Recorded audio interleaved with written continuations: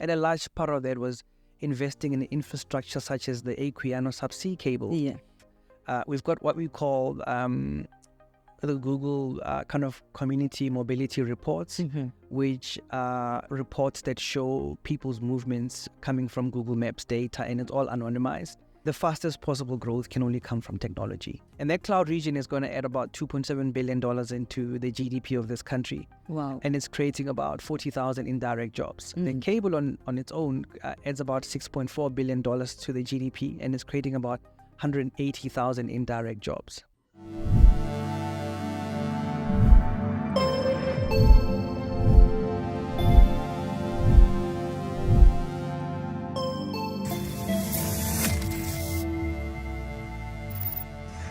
Hi everyone, and welcome back to ITWeb TV.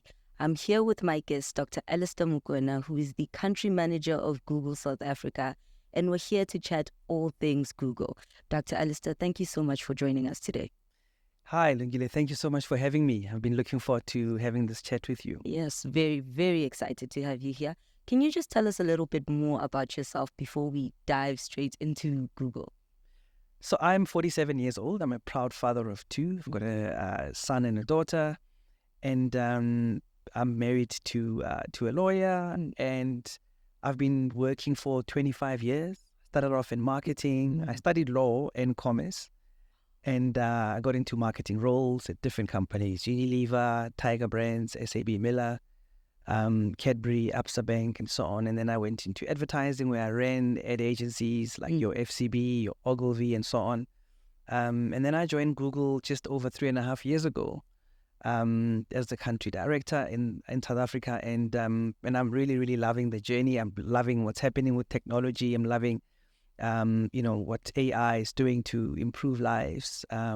So that's mostly what I do, but I also have a foot in academia. I love teaching. I love sharing knowledge. So I am what you call a professor of practice at Northwest University Business School, as well as University of Johannesburg Business School. So I get to teach, I get to supervise postgrad students, I get to publish. And you can see the interplay between academia and industry. You need to constantly research. You need to understand the latest thinking on a particular theme and topic. So there's a very nice symbiotic relationship between industry and academia. So I live in both worlds. Yeah, very, very multifaceted, I can see. So, I mean, we were just talking before we started that Google is now 25 years old. And that seems like unbelievable, because it seems like we've had it for almost all of eternity. And in South Africa specifically, how do you feel that Google is doing? Do you think that people are really getting into it, or do you feel like there's still more market penetration that you'd like to see? Yeah, so I mean, like you, I can't imagine life without Google. 25 years is quite a long time, and I was about 22 when Google launched, and then when the technology first hit things like search engines and so on, I was like, oh wow, this is amazing. Yeah, you can just search for anything and then you get the results. So we are so accustomed to technology today that we take it for granted. Just getting to the studio today, I had to use Waze to navigate traffic and get me here in the shortest possible time, and that's all artificial intelligence. So these things are very, very exciting. I think South Africa's internet penetration is sitting in the 70s. It should and could be higher. If I look at Europe and West and North America, you're sitting at about 94-95% internet penetration. And that's why we announced our $1 billion investment in 2021 into Africa's digital transformation journey. And a large part of that was investing in infrastructure such as the Equiano subsea cable, which brings faster, reliable, affordable internet access. Because let's face it, internet costs are still high, data costs are still high, smartphones are not affordable to the average person out there. So there are still some barriers that prevent people from fully taking advantage of digital technology, but we've seen improvements. I mean, about 3-4 years ago, internet penetration in this country was below 60%. So in the last 4 years, we've seen a nice shift. And through COVID and lockdowns and people not being able to walk into the stores, we saw e-commerce also take off, because now, you had to go online to shop and use home delivery. services, and we've seen businesses come up, and which is very exciting. Now, in 3 years, e-commerce has gone from making up 1.5% of total retail sales to about 5% of total retail sales. So this digital transformation has been accelerated by this black swan event called COVID. But all of that is very positive development. And, speaking of digital transformation, especially in Africa or South Africa, there is still quite a gap between us and the rest of the world. When you look at Google as such a big tech company, is there something that you guys feel like you could do to sort of close that gap maybe much quicker than we expect? Yeah, sure. So we've got a framework called the Digital Sprinters Framework. And digital sprinters are nation states that have relied on digital technology to leapfrog themselves and their own economic development. The fastest possible growth can only come from technology. Technology makes us more efficient, more effective, more organized, and you're able to scale. If I give an example of a dressmaking business that is only available physically and doesn't exist on the net, there's only few customers you can attract and do business with. As soon as that business goes online and gets what we call Google Business Profile, you now have a website, you have an address, you've got images of the stuff you make, and people can start buying online if you add e-commerce capability to your website. And then if you just drive traffic to the website, people start coming, they leave positive reviews, your website becomes quite popular. You're now scaling. You can pretty much sell those clothes to anybody in the world.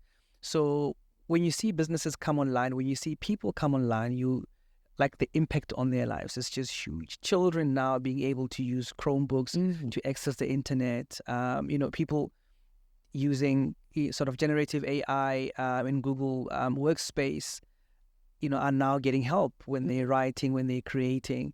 So there's quite a bit. But in terms of the Digital Sprinters Framework, there's 4 key pillars to it. The first one is infrastructure. So I spoke about the subsea cable that brings fast, reliable, affordable internet access from Portugal all the way down the west coast of Africa, down to Cape Town, connecting at different points, whether it's Ghana, Togo, Namibia, St. Helena, and Cape Town. That in itself is a huge step forward in terms of digital connectivity of the global south. And coupled with that, because you need to increase bandwidth and computing power and investment in a cloud region, which is really linking up with data centers across the continent, that in itself is also another investment on our part to try and bring an infrastructure which will bring a lot more people onto the net. 1.3 billion Africans on the continent today, and only about 500 million have internet access. So you still have 800 million Africans who need to come online. And we know that by 2050, 30% of the world's youth population will be living in Africa. At the moment, it's about 23%. So you need to create the infrastructure to be able to absorb that. And then the second part of the Digital Sprinters Framework is technology. So artificial intelligence, machine learning, there's a lot that we're investing in that space to ensure that technology helps Africa. I'll give you a few examples, right? So if you look at the 17 Sustainable Development Goals by the United Nations, there's end of poverty, end of inequality, there's climate action, there's all these things, decent education. In terms of climate action, we're using AI to predict floods. So now we can use, historical data and train these large language models to be able to predict floods and warn communities. And we work with governments to try and get that right. We're also helping with improving sort of maternal health by making ultrasound technology much more affordable, much more sort of accessible. Because what you do is you train these large language models on images, on ultrasound images, on scans, and just by matching a visual from an ultrasound scan to this model, you're able to pick up if there's any issues, if there's any health risks, and you're able to kind of help society with that. The aviation industry has also partnered with us in reducing their carbon footprint. So there are things called vapor trails. There are clouds, line-shaped clouds that come out of aeroplane engines, and when they're flying at a particular altitude. And those large clouds absorb heat that should actually be escaping to the atmosphere. And that heat adds to global warming. So now with large language models, you're able to kind of integrate satellite imagery flight path imagery, weather data, and then predict atmospheric conditions that don't result in the formation of those vapor trails. Yeah. Now, by doing that, by predicting vapor trail maps, you're able to kind of reduce carbon footprint, right? Yeah. And then in the area of health, we've got an AI platform called AlphaFold. AlphaFold was developed by a company within Google called DeepMind. And what it does is it predicts the protein structure. It predicts the 3D structure of proteins based on amino acid sequencing. Right. So if you're able to predict protein structure, you're able to kind of help with things like antibiotic resistance. You're able to develop drugs. You're able to fight things like malaria. And at the moment, AlphaFold has a database of 200 million protein structure predictions. So today, there's about 1 million scientists that are using AlphaFold to access 200 million predictions of protein structures.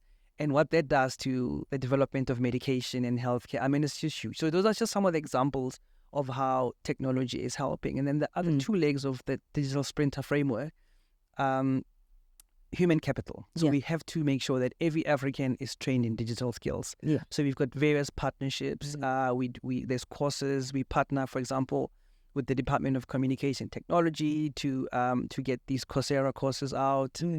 We partner with NEMISA to drive digital skills training. So there's quite a few interventions to ensure that every African has a fair chance at using the internet and digital technology so that nobody's left behind. Yeah. And then the last part of that four-pronged framework is a regulatory framework, or what you call competitiveness, a regulatory framework that enables companies to invest in digital technology, that regulates markets, that ensures that there's conducive environment for us to be able to invest and really help economies and turn lives and livelihoods around. So that's what we're doing in that space to make sure that the gap between the global north and the south actually reduces when it comes to the ability to profit from the internet. Yeah.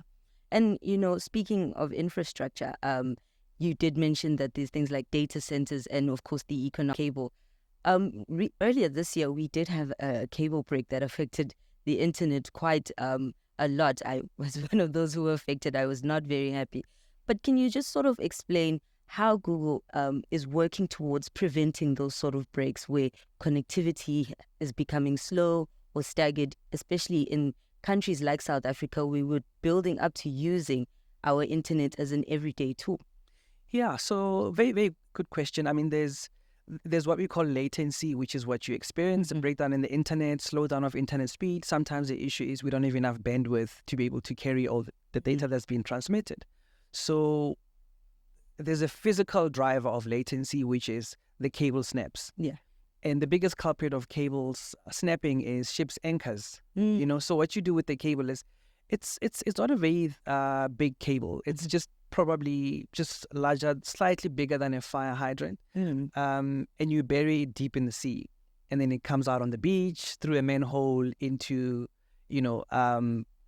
a physical building that has a data center that connects into the rest of the country through terrestrial partners. So we work with Telkom's OpenServe. They're our partner for the Equiano cable. And you try and put a lot of protective casing around the cable. So it's a fiber optic cable that's quite thin inside, but the power and the transmission of that cable is massive. Ours is 144 terabytes per second, which is massive. It travels internet speeds. It's 20 times more powerful than the previous cable. So you need to have more and more cables to ensure that if one or two snap, you're still able to connect people. So at a physical level, if the cable is severed, a ship has to go into sea, travel a few days, fix the cable, and then come back, and then we're happy again. But then in terms of other parts of or at least other causes of latency is lack of bandwidth. So you need data centers to be able to process all of this. And then also we just constantly investing in our technology to ensure that it uses less and less data, and that we have faster computing power, and so on. So these are all the interventions to ensure that people stay connected. And in speaking of data centers, is there plans to maybe launched throughout South Africa or maybe even the continent? So earlier this year we announced that we will be investing in a cloud region. So we like to think of it as a cloud region, which is basically a collection of data centers across the continent, and we partner with the likes of TerraCo and so on. So that's a very exciting development. In fact, there'll be like a proper official launch soon to be announced. But really the thinking there is that when you've got this cable and you connect it terrestrially across the continent, you need to connect to these various sites, and then that's where the cloud region comes in. And that cloud region is going to add about $2.7 billion into the GDP of this country. Wow. And it's creating about 40,000 indirect jobs. The cable on its own adds about $6.4 billion to the GDP, and it's creating about 180,000 indirect jobs. And, all these developments, of course, to do all of these big things in a country, you do need support from the government. And do you feel as Google you've had that sort of support from the South African government to progress and, give connectivity to South Africans?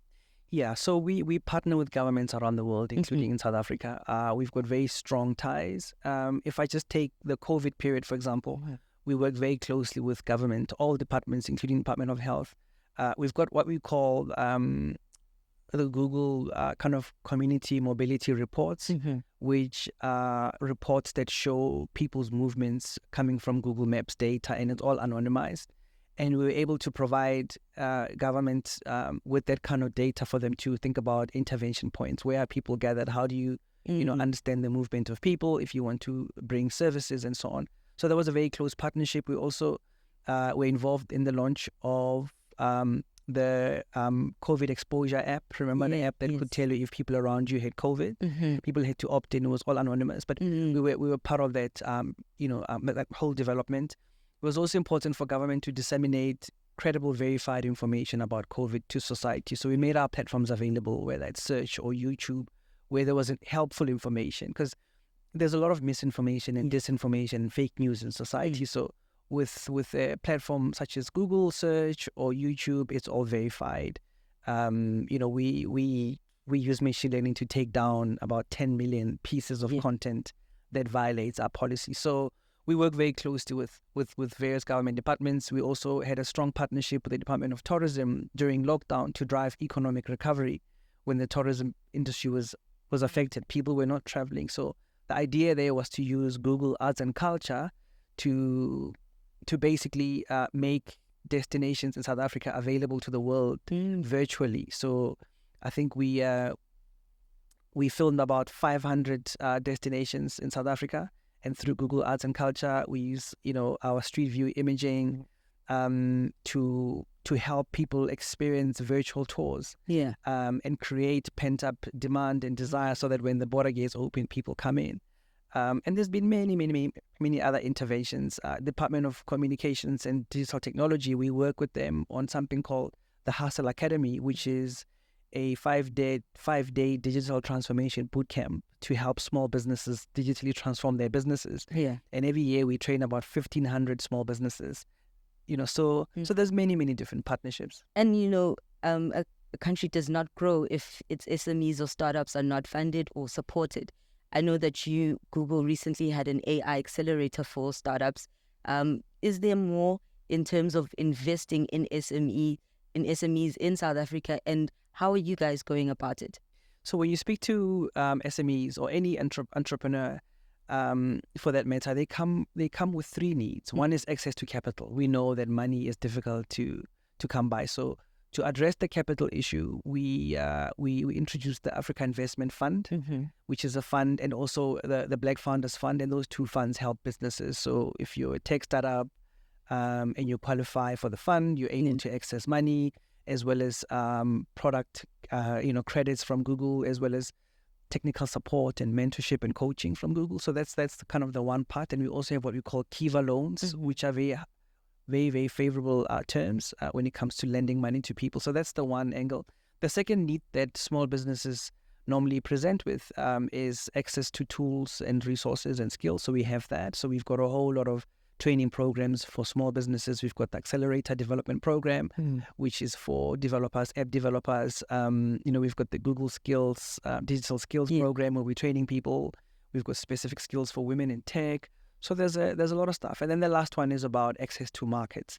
So just by being on the net through Google Business Profile, you now have online presence, and you can scale how you do business. You can work with anybody in the world. We've got a market finder product which helps you connect to geographies around the world that have expressed desire and interest in your product. So just by doing that, you're really giving small business a chance to grow and to thrive. I actually did try those digital skills course. I haven't finished yet, but I'm on my way.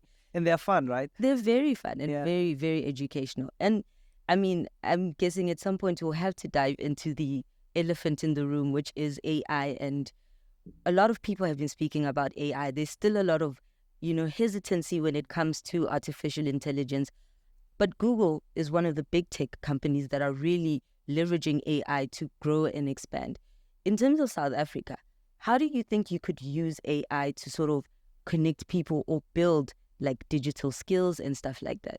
Okay, so I mean, AI basically is artificial intelligence. What you're doing there is that you're giving machines the mental capability that human beings, possess naturally. And what you're doing is you're training machines to do what comes naturally to human beings, which is to learn through example, to learn by observation. And machines are incredible at learning fast, and they just accelerate the learning path, and they can do so much more, right? So, but what's important about AI is that with any great innovation or invention, there's good and bad. So there's good actors that mean well, that discover this incredible technology and are deploying it to ensure that we help society, and we're part of that movement. But then there's also bad actors out there, people that have negative intent, that repurpose technology of any kind and use it for nefarious ends. So we need to ensure that as we boldly deploy AI, we need to make sure that we're doing so responsibly. We need to make sure that AI is safe to use, it's helpful and beneficial to society. We need to respect intellectual property. We need to fight misinformation, disinformation, and fake news. So we need to advance scientific research and ensure that it's verified, it's credible. We need to make sure that AI is relevant. So when you're using a chatbot and asking it a question, chatbots are also known to get things wrong or to hallucinate or to make things up. So we need to make sure that all those things are taken care of. So there's a lot of guardrails and there's AI principles you need to put in place. But also a strong enabler of digital technology is the regulatory framework. So we also need governments to have AI strategies and AI plans. With the 4IR Commission having completed its work, there's now recommendations on what needs to happen. So this year, an exciting development was the launch of South Africa's AI hubs. One was at TUT as well as the University of Johannesburg. So that's exciting. And there's quite a few projects that those two hubs are working on that are using AI, whether in the agri-tech space to realize food security or in the area of crime. For example, how to use technology and data to help solve crime. In the areas of creating like a single digital identity to make it easier for South Africans to access service delivery, and you have like one repository of information, on a person to make it easy so that you don't carry multiple identity documents. So there's a lot of stuff that's happening. Another important thing is AI is not new. It's been around for more than 20 years. There's been AI. So, for example, predictive text. When you're typing up a message and then your mobile phone corrects you or suggests things on search, for example. When you put in a query, we will ask you, "Did you mean this?" Or autocorrect. I mean, it's incredible that you're able to type as fast as you think, and that's machine learning. That's artificial intelligence. So, and also now, you can use Google Lens, you can use your camera as a search query. So some things are better described. You don't know how to, or maybe you don't know the name of a tree or a plant. You just open your Google Lens and then you can do a search. We've added so much generative AI to all our platforms to ensure that help is close. And, and if we understand the kind of things that you find interesting, we can serve all that information to you to really help, So, and if I look at how we're using AI, in natural disasters and stuff, I mean, sure, in flood forecasting, that's benefiting about 460 million people around the world, just that information. And I said earlier with AlphaFold, the fact that we can tap into a database of 200 million protein structure predictions. There's a million scientists now using that to create medicines. And the use of drones and smart cameras and smartphones to improve farming and crop yield. We're also using AI in the area of disease management of crops. So you can take a picture of a crop and it can tell exactly what's wrong with it. We can predict the migration of locusts. If locusts, come and attack your crop as a farmer, that's it. It's gone. It destroys. And the majority of people on the continent are actually farmers, or they're in agriculture. We have the most arable land in the world. So agriculture is important in terms of food security. And we're deploying AI in those places to ensure that people feel the benefit of it every day.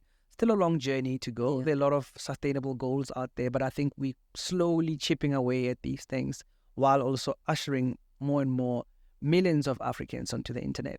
And, from a regulatory point of view, you speak of governments having to work and, sort of put in those frameworks to make sure that we're being responsible with the technology that we have.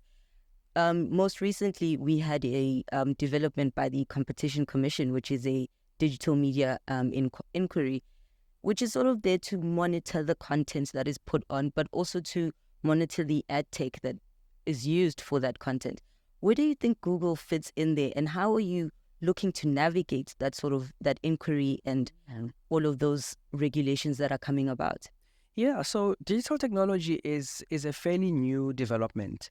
And with every development, society kind of plays catch up, regulation plays catch up. So I think in the normal order of things, innovation comes first and then regulation catches up. So we're finding ourselves in a similar position where regulators around the world are getting to understand how the digital economy works, how technology helps drive the digital economy. And I think in that we're finding each other. So there's a lot of, trial and error and learning as we go. And if you think about how the Competition Commission approached the inquiry, it was about how can they ensure that platforms such as Google do not disadvantage small businesses? Or put it differently, how can technology platforms give small businesses a fair chance at succeeding, at growing? And I mean, with all the things we do to try and help small business, it's never enough. There's always so much more we can do. So we've had a great collaborative relationship with the Commission. The first market inquiry into online platforms, I think, took about 18 months. We were learning as we were going. And the nice thing about digital technology is that you can experiment. You can discuss a couple of things and say, okay, well, let's try this thing and see what the impact is going to be. Is it going to be negative or positive? How do we course correct? So we were happy with how the market inquiry was conducted. We were happy with the outcome of that. There were a couple of product, sort of adjustments. We agreed, for example, if small businesses that don't have large sort of marketing or advertising budgets, how do they, get prominence on the search results page? So if somebody, enters a search query, how do you ensure that small businesses aren't disadvantaged? So we came up with a couple of interventions there. One of them is creating a special unit or a carousel on the search results page to ensure that small businesses gain prominence. Another one is about how do you promote patriotism? How do you promote small apps that are locally developed, and things like having a badge or South African flag to show that this is proudly SA or whatever. But those kind of interventions start to create much more possibility for small businesses. But that's just one aspect of it. The other aspect is how do you help them financially also, these small businesses? Because it's quite difficult starting a small business with limited budgets. So we've also created a fund to ensure that we can stimulate economic growth in the SMME sector. We've also agreed to create a fund to provide product credits so that small businesses are able to kind of tap into Google Cloud, into search, into Workspace, into all these platforms, into ads. So there's a lot that we've agreed to implement with the Competition Commission, and it's been an interesting journey of understanding what matters to regulators and how can we use technology to respond to that, because ultimately we have the same goal. Google's mission is to organize the world's information, make it accessible and helpful to society. And sometimes you do need outside parties to say, hey, have you thought about this? Or have you thought about the unintended consequence of X, Y, and Z? Perhaps review that. And that's how we get better. So we welcome these kinds of inquiries, because ultimately the end goal of all of this is to help society. Yeah. And, speaking of the Competition Commission, they recently or had said that there's sort of monopoly when it comes to big tech or tech that is not necessarily South African. And how does Google feel about that? Do you feel like you do have a monopoly over the South African market? Or do you think, with looking at your competition such as Amazon and Meta, do you think there's a little bit more that you'd like to push and sort of get up to a higher level or over the competition? I think in any economy or in any market, you do get small players and large players, and that's not a good or a bad thing. It's just it's just you do become big if you become successful and if you scale, and if your products are popular with people, if people see value, because there has to be a value symmetry between a product and the end consumer or the end user, and if people find value on a continuous basis, you will grow, you will scale. But what the competition authorities look for is, what are you doing with your size? Are you using your size to reduce competition in the market? And if you are, you need to fix that. So that's why there'll be interventions like, when it comes to small business, what more can you do to help them? And that's why we arrived at those interventions. So there's competition everywhere. I mean, if you take YouTube Shorts, for example, competes with TikTok. There are other search engines. So there are many different platforms. And, when it comes to how do people access information, how do they find news information, sports info, there are different entry points. So yes, we might be big, but it's not necessarily a bad thing if you don't act in an anti-competitive way. Yeah. And, Google, of course, does come with a lot of, I'd say, children. It's sort of like your YouTube and all of that. Speaking of YouTube, you did mention now that you have YouTube Shorts, which competes with TikTok. As content creation is getting better and growing, especially in South Africa, have you noticed that maybe more content creators are leaning towards TikTok, or do you think you still have sort of a bigger market share around the content creators for YouTube? My feeling always is that there's enough for all of us. Innovation must be encouraged, must be rewarded. And if you come up with a platform that people love and find great value out of, you will be rewarded with great success. So I think competition is great. It helps us all sharpen our pencils. Yeah. YouTube Shorts is doing well, TikTok is doing well, and that's great. And people don't just use one platform. So people like to chop and change. Yeah. If you look at people's phones, they've got all these different apps that compete with each other, and that's great, So I think variety is good. And I think society relies on innovators. So people that create content, just creating a platform like YouTube has given an opportunity for content creators to now monetize their creativity. Yeah. How YouTube came about was, the founders of Google sat down and said, what if we created a platform where people could share what they know, whether it's entertainment or education or news. Remember the unfortunate event of 9/11 in the US, where people were searching for that kind of information, they couldn't find the news online. So then you introduced Google News to be able to do that. When J-Lo went to the Grammy Awards in 2000 wearing that Versace dress that broke the internet, people were searching the net looking for this dress and they couldn't find images. That's how Google Images came about, So you come up with these things to ensure that you address the needs. Sometimes, through research, you're able to predict needs or create a need that people didn't realize existed. So you can also be a step ahead of consumer demand by thinking proactively and just by innovating. Or you can respond to consumer demand. And I think if you have many different players addressing those needs, it's great. You also don't want to go to the same restaurant every night, right? Yeah. You want to have variety in your life, and that keeps you interested. So competition is a good thing. And, speaking of consumers, we're all very much avid technology fans. And the one thing I'm still trying to figure out is, why doesn't South Africa have the Google Pixel? It is an amazing phone from what I've seen, and it's something that I would like to, play with and experience. Can you tell us a little bit more as why we don't have the Pixel, or maybe when can we expect it to come to our shores? So we don't sell hardware in South Africa at the moment. So that might happen in the future, but right now we don't. So these things are available online. And because of e-commerce, people are buying them all over the world. We do have local distributors of Chromebooks, for example, so people are able to buy those Chromebooks locally. But in terms of, Pixel phones, we don't have them locally, unfortunately. But who knows?